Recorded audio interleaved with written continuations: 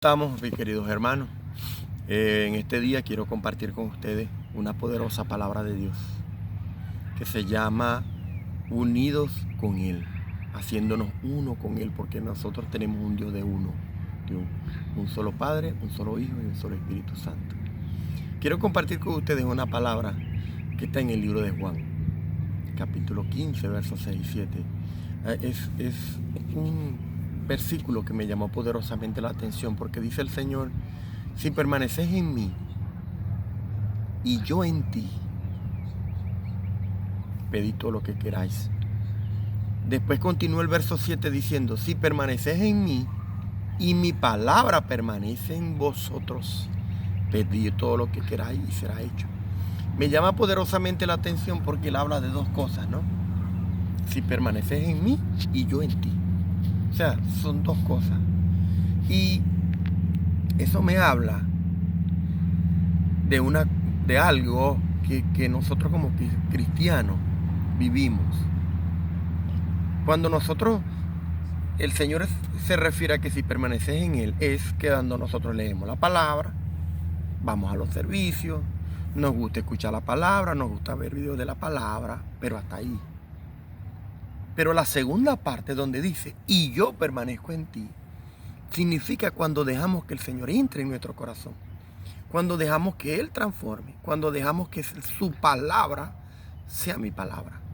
¿Y cómo me doy cuenta de eso? Cuando luego en el capítulo 17, Él hace una oración muy poderosa que dice: Padre, yo quiero que así como tú y yo somos uno, ellos sean uno.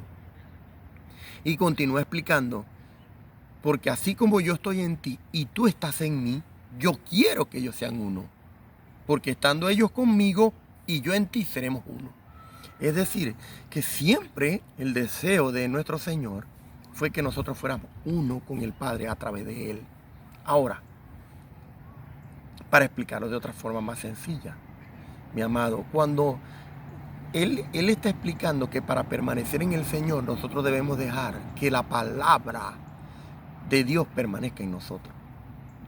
¿Qué pasa, mi amado? Que no solamente basta con que tú sepas la palabra, con que tú sepas que Dios existe, con que sepas que el Señor hizo ese sacrificio en la cruz del Calvario.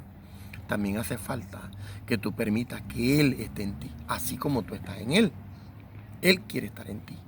Me llama poderosamente la atención el libro de Apocalipsis cuando dice: yo estoy a la puerta y llama.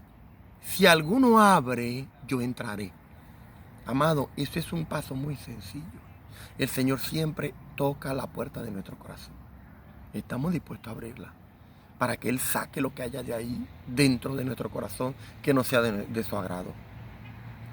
Que saque el resentimiento, la amargura, el odio, la envidia, todas y cuantos errores tenemos en nuestro corazón, la falta de perdón, tantas cosas que el Señor quiere sacar en nuestro corazón para que estemos cada día más unidos a Él.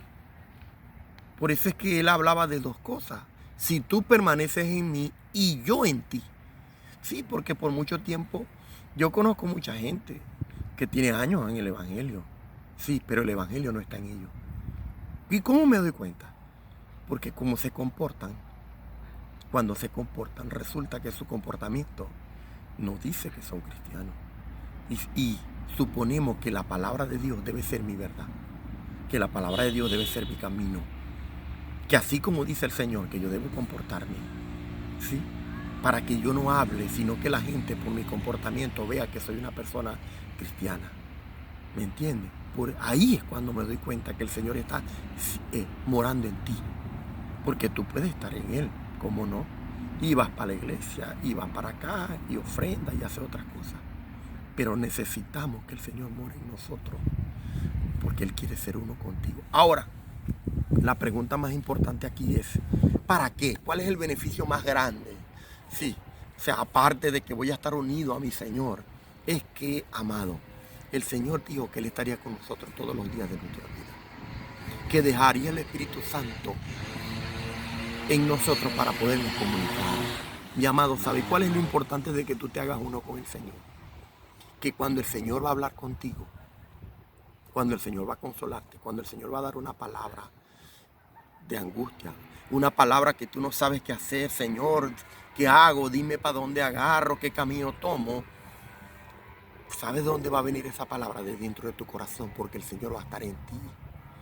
El error más grande de nosotros como cristianos es que cuando nosotros buscamos una palabra del Señor, siempre creemos que la palabra del Señor viene de afuera. Y resulta que cuando nosotros vamos a un profeta o a otra persona, eso debe venir como confirmación. Mi amado, si tú buscas en la palabra de Dios, y por decir algo, a la Virgen María, a José, el Padre de Jesús, cuando el ángel se le acercaba a ellos, dice la palabra que el ángel se acercó y le hablaba. Cuando es un ángel de Dios que te va a hablar a ti, ¿sí? Tú vas a escuchar la palabra de afuera hacia adentro. Pero cuando es el Señor, amado, no te va a llegar aquí. Claro, puede ser que en algunas ocasiones te llegue como una voz audible, pero el Señor te va a hablar aquí en tu corazón. ¿Y sabes por qué? Porque Dios está en ti. Porque Él quiere morar en ti. Él quiere permanecer. Y la palabra permanecer quiere decir habitar.